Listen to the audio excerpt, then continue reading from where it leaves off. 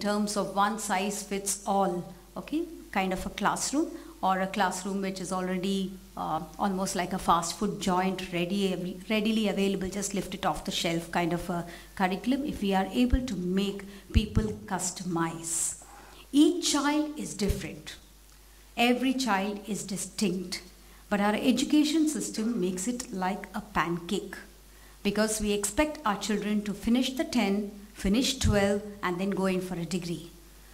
It is sort of looked down upon to have a degree or a diploma in vocational training, or not just have a degree. I can speak about this personally. I had a school in Mumbai, I would say Thane exactly. It's called the Singhania School. I have 5,600 kids all coming at the same time and leaving at the same time. So at any point of time in my campus, I have 5,600 young, energetic minds. And this is a group that also has in the evening a vocational training center for street boys. We have trained so far about 1,100 street boys in all vocational courses.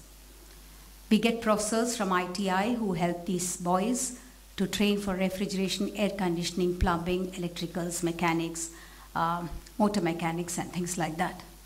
And each one of them to date is employed brilliantly. Some of them have even gone to the Gulf to make their way. And what gives us great satisfaction are these boys are that the fact that none of them had even 8th pass. But they're able to do it so well for the reason that they are willing to learn. And we are willing to impart that kind of education. I'm giving this example to say that some of them are brilliant, have no diplomas. I know if they survive in our country, many of us will just look at them as electricians or as plumbers or as motor mechanics. We wouldn't be thinking of them as skilled as an engineer would be. But that's it. Because if you were to see, skilled labor is today getting more expensive. I was in Holland couple of weeks back, and we were visiting some schools there, and we saw children being trained for masonry. So there were bricks layered one over the other, and the children were being taught how to build a house. There were children taking care of horticulture, and it's a full-time course. And one of the reasons that was put forward is that we don't have the next generation with any kinds of skills. And in our country, with the population being so less, we have to build our own houses. We have to take care of our own work inside the houses. And therefore, it's necessary to have in our own families people who are skilled to take care of all these. So this is, I think, what we need to be thinking about. Tomorrow, despite the kind of population that we have, what we need to have amongst ourselves is the most important is entrepreneurial skills. Are we able to create entrepreneurs from amongst our children? Are they able to create jobs for others?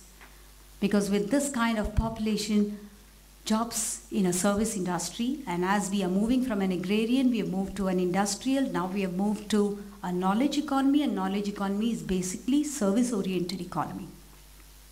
And when there is a service-oriented economy, it doesn't promise so many opportunities. So therefore, we have to ask ourselves, are we providing entrepreneurial skills? It is not just the skills, because it's important even if a person is not going to be self-employed, but if he's going to work in a company, today we are talking in terms of intrapreneurial opportunities. Within the company, can the man become an entrepreneur? So if that is what we need to think in terms of, so where are we going to take them on? This is a thought that we have to do, and for all this, again, we are talking in terms of role of industry. Role of industry, much of it is a gap analysis if we try to do. As of now, I still think in majority of it, I'm not talking about my school or schools in the cities and in the big towns, but let's take schools across the country. Can we ask ourselves, is the industry able to spell out to us and define clearly what are the skills that they're looking out in people when they are employed? If the industry does that, I think higher education will get the clue and work faster. If the higher education spells it out to schools, schools will start knitting. So we need to have this value chain across where one is a feeder to the other. The schools become feeders to higher education in the truest sense of the term. It is not about so many other subjects that one needs to study. I'm very glad that the government is taking initiatives as we heard the earlier speaker speaking on it. We did realize that there is a small move, but the move hasn't reached across. So curriculum developers are not just people or people who are in the policy decision making positions, are not just to take into account higher education, but must also take into account educationists from the school sector. Because then we know what we are going to be giving for the next stage. Because what a child is learning in school, he must know that it's going to help him in his future. We come to the last part of it, and I would like to say that I see the school's role as very different. I think we need to make the right meaning of education in this whole process. Can I make every problem, and as abstract as it can we make it real in the classrooms? Can education itself become real, which means R-E-A-L, and if I were to elaborate, it means can I relink education and life? If I relink education and life, much of our skill and the gap that we are talking about has been bridged. We haven't seen that aspect of it. Can we think in terms of 2-3 parts of it? Immediate employment a person can get in case of not being able to study further. 2 is that immediate employability that we can think in terms of. And 3 is sustainable employment. If the 3 problems are in our schools, in our colleges, no one stops us. It's only in grade 10 and 12 you need to work towards what needs to be done. That's what I'm doing in my school. I don't have a curriculum and I have no textbooks till grade 5. From grade 5 and no examinations. Grade 5 to 7 I have a single textbook for all the subjects. And that textbook has no question and answers. It has no questions, it is only broad concept mapping.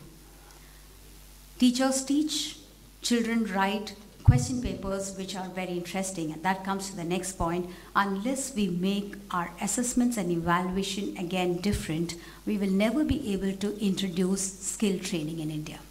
Because you need to think very differently. Parents need to adapt to the new concept of vocational training, because tomorrow I think that is a need of the hour. For all of this, let us understand that as partners, each one of us have to contribute towards this. By the awakening that will happen, we need to keep our minds as open as parachutes so that we can take off. Education is all about wings to fly high, but roots to be grounded. Thank you.